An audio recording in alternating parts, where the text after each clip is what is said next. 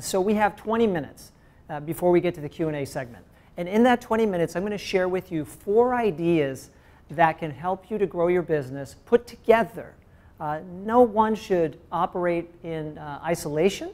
You should put these ideas together for a multiplicative exponential effect that would actually be really strong for your business. Idea number 1, though, don't be of all trades.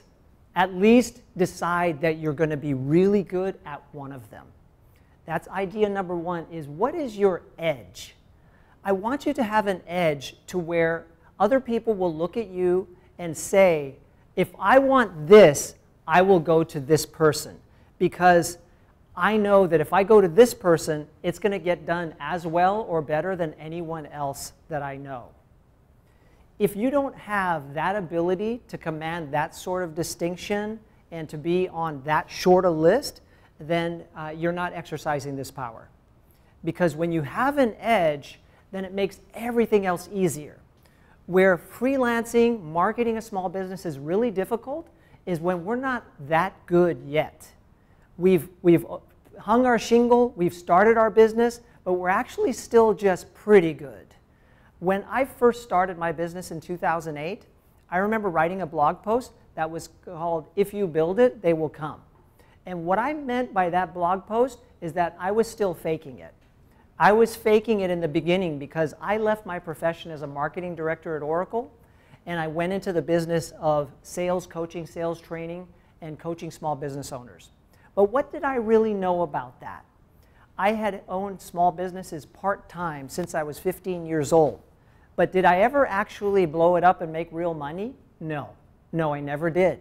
And so at that time in 2008, I decided that I wanted to end my trail of part-time small businesses that never went anywhere and actually go all in full-time. And I remember at that time that A, my wife was scared, and rightly so. B, the person who was selling the franchise even suggested to me that maybe I go part-time with it and keep my day job at Oracle. And I remember telling her, "Ricky, no, I don't want to do that, because I've already tried to have a part-time business before and add that to my full-time, and I don't think that's going to work because I'm just too busy." And my trajectory at Oracle was heading this way. I was actually in line for a promotion to senior director when I left the company. And I knew that if I took that job as senior director, which was the trajectory I was heading on, I was going to have to become a workaholic and give even more of my time to Oracle. It could have been as many as 50 to 60 hours per week, being on email regularly, working over the weekend, at times working maybe 2 weeks in a row. And as a father of a growing family, that wasn't the life that I wanted for myself.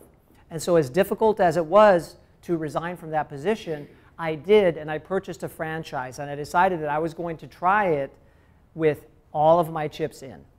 Now, mind you, this was 2008. What was happening in the economy in 2008? Yeah, right. Unless you were born after 2010, you remember that was not a good time to be starting your own business where you had to fake it till you make it. So I didn't have the exact right formula at that time, but I did have a franchise which had a proven model which I was able to exercise and put out into the marketplace. I didn't have to create something from scratch on my own. But what I realized after a few years is that nobody knew the franchise in Northern California. No one had ever succeeded with that franchise in Northern California, and it was up to me to be the first one. And that was a challenge that I took on, but found difficult, because in that first few years, the economy was really struggling. And I was trying to ask people to pay me for coaching when I was still a little shaky on how coaching works. So what I'm telling you is from my own personal history, I didn't have an edge at that time. So I would walk into appointments with people feeling a little bit shaky about what I was offering. I wanted to be good, and I had material, and I had a willingness, and I even had some track record of doing some training, some mentoring. I was a mentor at Dale Carnegie. I was an elder at my church and worked with people. I had been training people in my team at Oracle. There was a time when we would order series of classes on CD, and we would go into a room and listen to classes on CD. Kind of gives you an idea of how long I've been in the business. And so I had experience as a trainer and a mentor, but I'd never actually sold my services as a coach and trainer. Over the years, I came to find out that confidence really helps. And I know this presentation is not about selling, but what I'm telling you is that when it comes to sales and marketing, confidence helps a lot. And confidence isn't derived from just a positive mindset. Confidence is derived from having an edge and deciding that you're actually really good at something and being able to prove it. So my first sales job was when I was 15 years old. I sold newspapers in Sierra Vista, Arizona, which is a small town in southern Arizona about an hour from the Mexican border. And that was my first job, where I would go house to house selling the newspaper. And that was a great experience. I then started my own business selling bicycle parts to my friends. I also started a business selling pirated music on recorded cassettes. The statute of limitations is over, so it doesn't matter that I'm admitting it publicly over the internet. That was too long ago for the feds to hold me responsible. But I went through a series of pirating businesses. I used to sell MTV recorded videos on video cassette to the owner of a bar restaurant. That was when MTV first launched and music videos were huge. And there weren't enough businesses selling recorded videos for restaurants to buy. And so I have a long history of selling and being in business, but I don't have a long history of being a coach. So what I decided is I had to get good at it. So I started studying it, reading books, attending courses, investing money. Same with public speaking coaching. I started investing money and going to boot camps and learning from the best. I went to a weekend camp in South San Francisco that was held by Steve Siebold. Steve Siebold is a $1 million speaker. He has been paid over $1 million a year for his speaking and follow-up consulting. It cost $4,000 to spend one weekend with Steve learning at the Embassy Suites in South San Francisco. That was big money. That was big money for me to pay that. But I did that because I wanted to develop that edge. And what I learned from Steve, I turned a corner in my public speaking coaching. I also learned from Craig Valentine. That helped me to turn a corner. So in developing that edge, you're going to get it in two ways. One, by working with people, steadily getting better and better through experience. And two, learning from the best. Go to the best in your business and pay to learn from them, because it doesn't just happen organically. Okay? Second point, have a killer website. These days, it just doesn't pay to have a poor website. There's too much competition out there, and there are too many people that will size you up first based on how your website looks. Don't look at my website right now, because my website is down due to an SSL upgrade. New hosting package, SSL, the website is down. We're working on it. Should be back up by tomorrow. So don't look right now as proof of my killer website, but look tomorrow. So what I'm telling you about this is last year, I had a person who is more successful than me tell me, he says, you know what, Mike, you're actually pretty good at what you do. I think you have an edge, but you know what? You don't represent yourself well enough on the web. Your website doesn't look as good as you really are. You're like a hidden treasure. You have to come out louder and prouder on the web. And so I thought about that for a while.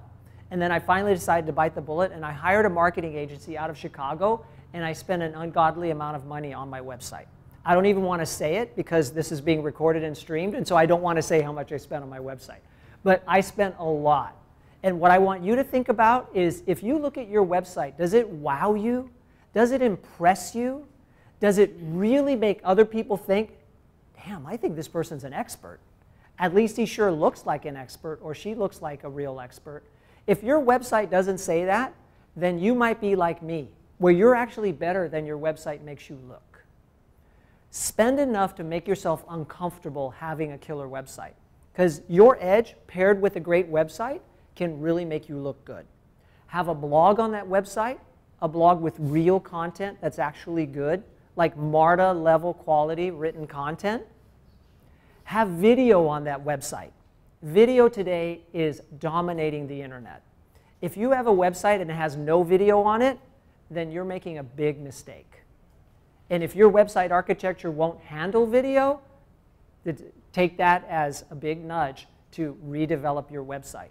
Because I think today's websites should have video all over them. because video captures attention. It makes people stick on that website. And the longer they stay on your website getting captivated by a few videos, the better Google ranks your website, because they like people to stay on websites. And so they want to see video on that website. Have a great blog, have video, have SSL. SSL used to matter for e-commerce websites. You wouldn't buy from a website that had that little lock. If it didn't have that little lock, you wouldn't buy. And you're thinking, but wait, I have a brochure website. I'm not actually selling anything through my website. Google wants SSL on that website now too. And without it, Google is going to start delisting you in the search engine rankings. And if you had page 1, you might find that you're now on page 2. You worked so hard for page 1, and just because you don't have SSL, you may now be on page 2. If you don't believe me, look it up. It's really important, and that's why I was willing to break my website to figure out how to put SSL on it, because it's that important. Okay, so that's website. Number 3, social media. You should have a platform that you're using to engage with some sort of community. As you already are aware, communities are existing all over the web, and they're congregating around the major social networks, whether that's Facebook, Instagram, Twitter, YouTube, Snapchat, Houzz. There are specialized communities within these social platforms. I've decided to focus on YouTube. That's my major platform. I have over 100 videos on my YouTube channel. I have over 600 subscribers, and I've gotten real business through my channel. I mean, thousands of dollars worth of sales training business through my channel because I have real content up there that's educational. Content like this exists on my YouTube channel. My best video, my best performing video, is a 30-minute sales training class that's gotten email to me from around the world and got me hired by people locally. So if you're going to focus on a platform, make it good. Make it good. Don't spread yourself thin across lots of platforms. This is a mistake that freelancers and small businesses make. I have to be on LinkedIn. I have to be on Twitter. I should also have a page on Facebook. No, you don't have to be on all these different platforms. But what you do need to do is decide on one and be good there. Own that platform. Post regularly. Post good content, educational content. And this is crucial too. Understand how to pay to play on that platform. Because the days of organically growing your business on a social network, they're over. They are over. If you follow Facebook, you know that Facebook is now a pay-to-play platform. Twitter is a pay-to-play platform. LinkedIn is a pay-to-play platform. Snap is becoming one. Instagram is already one. Facebook needs to monetize all of their platforms. The creators of WhatsApp left because Facebook is monetizing WhatsApp, and they didn't like it. But we should like it, because paying to play on a social platform that we have focused heavily on is the way to get a greater following faster. So don't resist spending money on your chosen platform. Really important. Okay, let's go to our 4th. Our 4th is getting referrals. As a freelancer, you don't have a large marketing budget. You don't have a marketing agency working for you tirelessly to get you PR, to get videos posted regularly to your channel, to get newspaper ads put into traditional media. You don't have that. But what you can do is have an extended sales force out through a referral network. One of the reasons that Bay Area Freelance Group exists is because you can have a sales force that's working for you at each and every meeting. You have to take the time to determine who should be on my extended sales force. Who can I get to know that can refer me business because we serve the same people? You've heard this again and again, but I would bet that if I sat down and interviewed each one of you, I'd find that at least a few of you are underutilizing the power of referrals. My best gig last year came from a referral because I had presences all over the internet, and she found me in one community and called me up, and I ended up getting lots of business through her referral. So much that I would send her Christmas presents for the next 5 years, like big baskets. I would send her because of that one referral that she gave me. And guess what? I write her checks for those referrals. We entered into a deal. She said, I'm going to give you this referral, but you're going to write me checks for 10% of it. And I said, deal. No problem at all. And I signed an agreement for 15% a few months back from another great referral source. Be willing to pay for referrals. That's a secret that most people won't tell you. Most people think, well, just organically. Just organically, I'll give you referrals, you give me referrals. And that works. That works pretty well. I get referrals from existing clients who actually pay me and they give me free referrals. That's a win-win and that's a real bonus. And I'm happy about that. But also think about paying someone for referrals, because then you're elevating yourself into an area where most freelancers don't play. They want everything for free.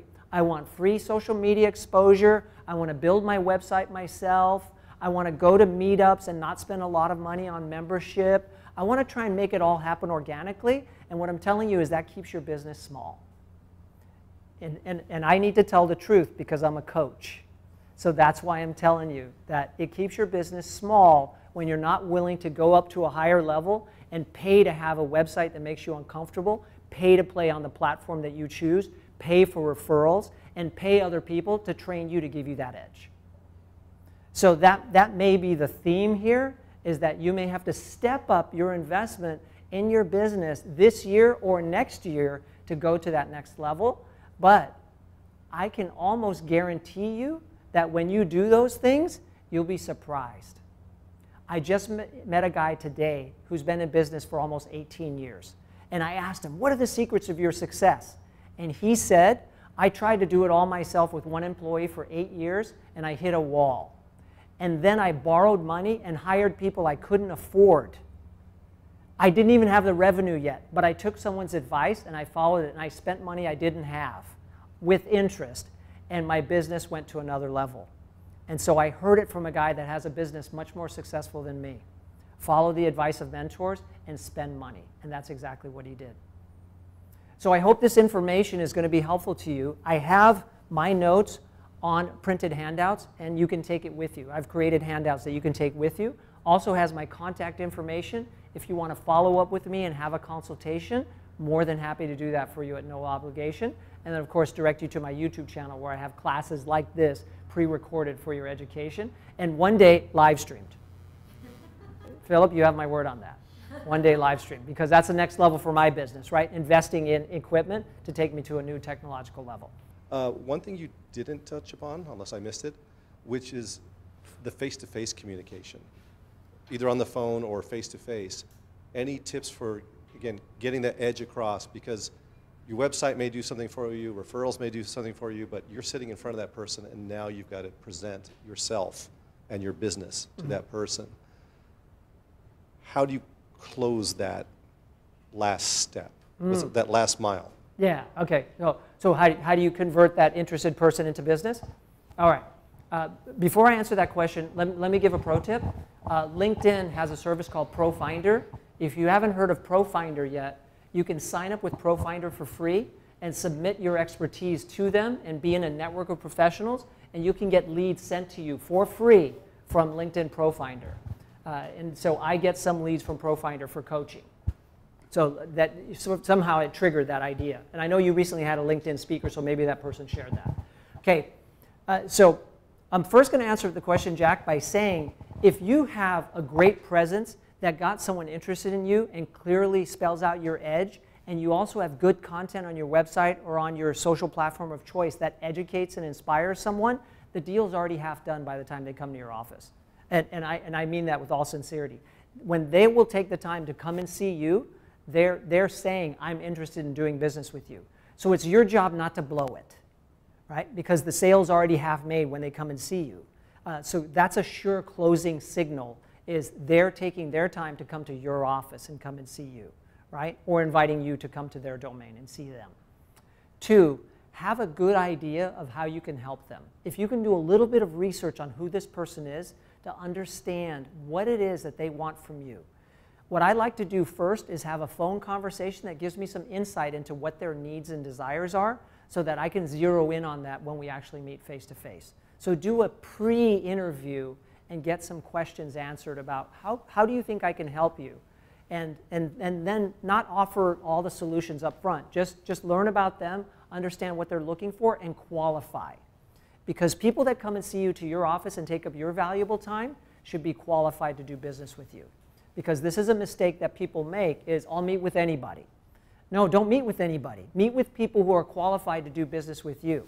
And so if you've done that qualification through that interview and said, you sound like you could be a good fit for my services. I believe that I could help you solve the problems that you have. Let's talk about it further. Let me come to you or you come to me. And so express that confidence because you've qualified them. And then once you actually sit down and talk, spend a lot of time learning more about what their pain points are and their desires for where they'd like to go. Because if you spend more time talking to them and letting them tell you about their situation, and then you're nodding your head and smiling, and then you have an idea of what you can do, and you truly see the fit, you will be able to present them a solution that is a fit because you've clearly understood their problem, and you have integrity to say, I can solve this problem. And so you offer the solution that you know actually works, and that generally works. I usually don't have to use a closing technique. I usually just offer what I can in sincerity with some level of confidence that I can serve you. And I found that that works pretty well, actually. But look them in the eye when you say, I can serve you, and I believe that we can do some good work together. While growing your business, out of all the marketing channels that you used, whether it be AdWords or social media or whatever else, what has worked the best for you? So out of all the channels that I use, my primary platform is YouTube. So that has worked the best for me. Secondarily, it's LinkedIn. So that's where I spend most of my energy, is on YouTube and LinkedIn. The reason that I spend most of my energy on YouTube is because I believe that through all my years of investment in learning how to speak publicly, it's given me an edge in terms of my ability to market myself. I can sell myself better than most of my competition because I can speak better than most of my competition. And so why not leverage that? All those thousands of dollars that I've invested in learning how to communicate, why not leverage that by putting up video of myself? Because my videos sell me. So I use video as a closing tool. For example, Jack, when someone says, I'm interested in hiring you, I may send them videos so that they can get to know me if they haven't watched videos of me, so that they can be pre-sold. So YouTube has been great. Secondarily, LinkedIn, because the people I do business with are on LinkedIn. I do business with people who are in business, right? I'm a B2B business, and so LinkedIn is the B2B social network. I don't do a lot on Facebook because I've just found that Facebook is a great B2C platform. I have clients that are rock stars, pet coaches, pet training coaches. Yeah, they're not a pet coach, but they're a coach that helps train owners of pets. Okay, pet owner coach. So people that are in B2C businesses, I had a parent coach as a client previously. Those people are terrific for Facebook, but I haven't found that that's a good platform for me. So that's why I say find the one that's for you and then focus on that platform. So what about like targeting your customers or customer personas? Do you target different customers in different ways? I first want to answer the question by saying my ideal client has been in business at least 2 years, is profitable, has multiple employees, and at least $2 million in revenue. That's my ideal client. So I know exactly who I serve well and who I would like to serve. That doesn't mean that every one of my clients fits that profile. I mean, I've talked to you about some people like the rock star client that I have. He's not a rock star nationally. He's a rock star locally. He doesn't have $2 million in revenue. And he has a band, but they don't really work for him. So he doesn't have employees. And yet he's been my client for like 8 years. He's a great, great client. And we've done a lot of good work together. So I work with people that are solopreneurs. And I work with people who are owners of pretty significant businesses. And I also work with executives when they want to present well. So I work with people at very large companies that generally hire me out of their own pocket because they feel like I'm stuck here and I can't go here because I can't present well. And that's like the last skill that I need to perfect before I can get promoted to VP, for example. Robert? Yes, Michael, I'm just curious your thoughts on cold calling, cold emailing, putting together a list of people you don't know and then just trying to contact them. Is it worth doing? Is it effective? Oh, that's a good question, Robert. And I do have an answer for that. I think that cold calling and cold emailing does work, but you need to do it at scale. That cold calling, say 5 people a week, could take a while before you're actually able to get some traction. But if you were willing to cold call, say 100 people a week, I worked with a team of salespeople that were selling security software, and they had a team. They had about 15 people in New York. They had about 20 people here in the Bay Area, and each one of those salespeople were tasked with calling 100 people a day. And out of that 100 people a day, sometimes they would only get one person to answer the phone, Steve. One. And they didn't leave voicemail because they said no one ever returns our calls. So we don't even leave voicemail. We just call 100 people a day. And here's where that was really inefficient. They didn't have calling software. I worked with a salesperson in a much smaller company that had a much smaller sales force working the phones, but they made an investment in calling technology that actually you upload your list into the software, and the software dials your target. So you upload the list of your target market, and the software dials your targets one by one, and when someone answers, they route the call to you. So all you do all day is talk to live people, because the software is calling through your list for you. You have to. They're cold calling. Now this is a B2B business. This is a B2B business. But that software also uses local numbers in each market, right? So if they're calling someone in Des Moines, it's a Des Moines number that's ringing on that person's desk or on their cell phone, because you're more likely to answer a local call because you're thinking, is this related to the school, my doctor? It's like, who's calling? My auto mechanic? I don't know who's calling, but it's local. I should answer it.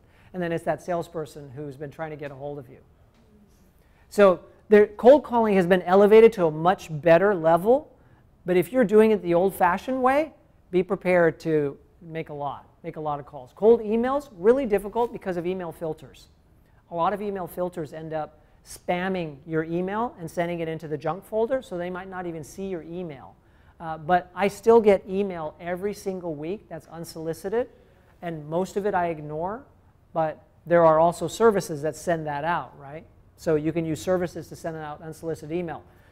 It is true legally that a business can spam another business. That is not against the Can-Spam Act. What is against the Can-Spam Act is a business emailing consumers. That's a violation. But businesses can cold email other businesses all day long until you say, take me off your list. Then you need to take them off the list. Okay? So I think you should if you're not getting enough business through the other things that we've talked about, right? Yeah, but that's not top of the list. So you mentioned ProFinder, which we use also, which you can do 5 proposals, right? They accept 5 proposals. So how do you make yourself stand out over on the ProFinder? others? Yeah, on ProFinder. Right, right. Yeah, that I wish I had the formula that works, Todd. I am happy to say that I actually have gotten a client through ProFinder. I have gotten a client who pays, a real paying client, which is wonderful. And I have a client that also works ProFinder and has gotten much more business through ProFinder than I have. And I have another client that just got a lead through ProFinder, first meeting coming up next week, and he signed up just about 1 or 2 months ago. So I'm seeing some results through ProFinder. What I recommend is that you personalize every reply. Don't just have this canned script that you paste into ProFinder and send it. Don't make it seem like a commercial. Make it seem like as little information as you have, you're trying to get to know this person and kind of guess. I try to guess the situation of the person because you get really little information. And so I try to guess the situation and then even suggest a scenario as to how they might improve their situation. I try to give a little mini coaching plan, like a roadmap. And I write out the roadmap, which takes me as long as 15 minutes to write that reply. But I get only maybe 2 a week. I don't get a lot. So I get maybe 2 or 3 a week. Sometimes they come in bursts, and then sometimes a whole week goes by I haven't gotten a single one. But I try to personalize every one, and I found that has gotten me several phone calls. And then it got me 1 paying client. And before I met that paying client, I went online and did research about him, as I had suggested. Yeah. Regarding LinkedIn and in general monetizing platforms, do you feel that LinkedIn Premium is worth it at all to you or to freelancers in general? So I have a LinkedIn Premium account, which I signed up for probably already 5 or 6 years ago, and I've been grandfathered at the price of $24.95. And if I quit, I won't be able to get that package again. LinkedIn has been kind enough to allow me to maintain it as long as I keep paying. If you pay now, I think the minimum is maybe $35 or even $40 a month, and they may even ask you to sign up annually. I just pay per month. So it can be pricey to sign up for a LinkedIn Premium service. Where it can pay off for you is if you're actually going to use the platform to try and do what Robert asked about, which is cold emailing people. I believe that LinkedIn is a better platform to cold email people, or cold message, so to speak, than just using Gmail. Because what LinkedIn does with your in-mail, is what they call it, is they send that email to the top of that person's LinkedIn inbox.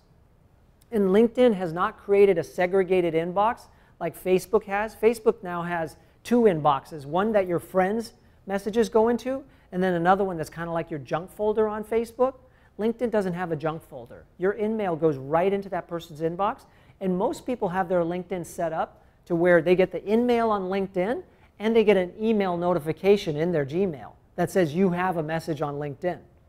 And you get a notification icon when you log on to LinkedIn. There's a little red number 1 up there, right? So you're getting notified potentially in 3 different ways by LinkedIn that you have a message. And so I feel like LinkedIn does their part to meet you halfway to warrant the expenditure of having the premium account. But if you're not going to use it, don't pay. Because the search features below sales plan, there's a sales plan which is like $50, $60 a month at minimum. That has super search features that salespeople can use, but these are salespeople that are doing it as a career. I mean, they're working sales all day long. And so the Sales Navigator plan is really good for them. You'd probably go in at the basic business plan, and the in-mail is the #1 feature of that. Just be sure you would use it. If you would, then I would say it's worth giving it a try. And they'll give you a 30-day trial for free anyway. So give it a try. Send some in-mails out. Thank you. You're welcome. That's all we have for Michael Neuendorff tonight. Thank you. Thank you very much. I'll be hanging out if you have any questions.